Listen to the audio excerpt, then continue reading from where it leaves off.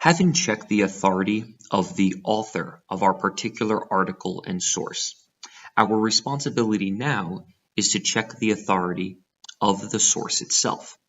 So right off the bat, let us say that this is the article that I found. It's about Whole Food employees are crying over stressful new workplace rules, report says. Okay, so let us assume that I've already looked up this author and that I've gotten the thumbs up perhaps on this author. My next set of responsibilities is to check the source.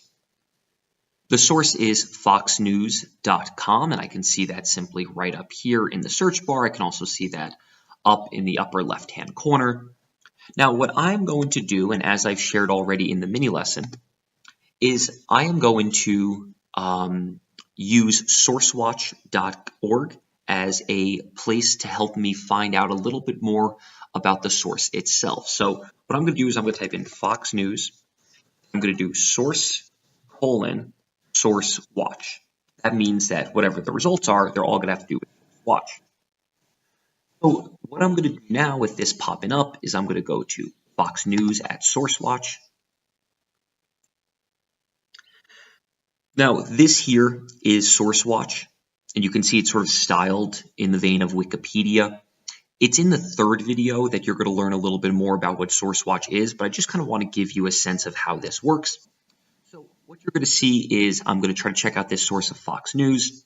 And again, what I'm going to do is I'm going to read, just like I did with Wikipedia, this kind of first section, and then I'm going to kind of scan this section here to see whether or not there's going to be overt bias and whether or not this outlet, this source, is going to be something that I could consider to be reliable, dependable, and well-credentialed. So let me look over here.